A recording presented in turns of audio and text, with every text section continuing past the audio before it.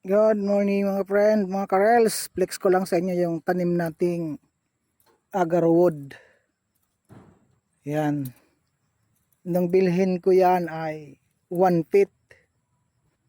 Ibinaon ko pa ang almost mga 6 inch. Kaya kakonti na ang natirang nakalutang. Pero in 3 months, mahigit 3 buwan mga friends. Ngayon labis na siya ng 2 feet. Yan o. 2 feet na yung agarwood natin. So, flex ko lang sa inyo mga friend. Mabilis pala magpalaki nito.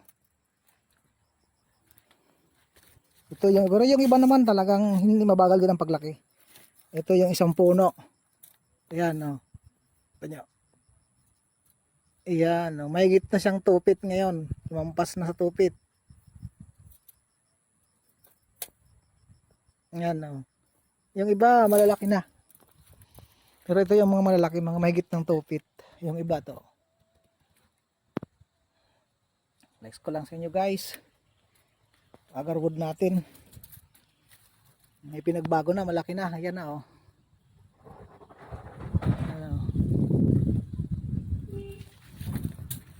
Hindi ko masyado nakangalagaan. Medyo dinadamo-damo ng konti.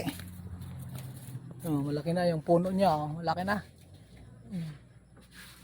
Mahigit ng 2 feet siya ngayon. Tanim natin siya no October. Ito.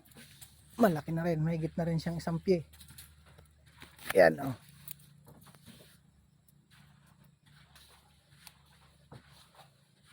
Almost 2 feet na rin siya. Yung iba medyo maliliit pa rin. Gawa ng hindi sabay-sabay ang paglaki.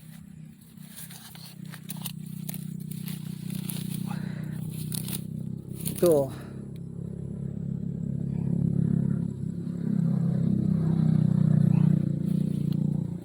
Meron tayong almost 100 pesos nito na nakatanim na. Yan. Katulad dito, nadagan na ng sanga na nalaglag na. Ito yung sanga. Pambihirahan to yung sanga ka. Yan ka pala pumatong sa aking iniingatan.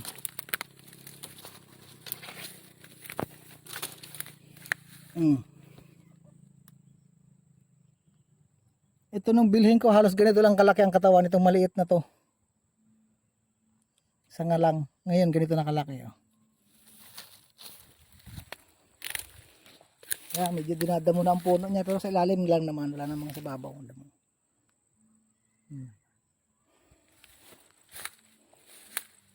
Ito yung isa. Malaki na rin yan. Mga 2 feet na rin yan. Yan oh. Malaki na yan.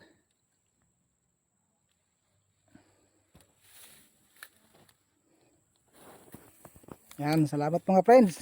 Flex ko lang sa inyo yung mga aking mga halaman na naipakita ko sa inyo nung last na nakarang mga buwan.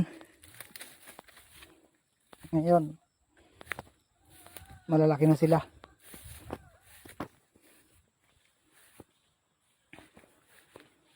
Malawak pa ang taniman natin. Dadalawang linya pa ito hanggang doon sa baba. Hanggang doon sa baba. Pero meron na tayong tanim na may 100 puno.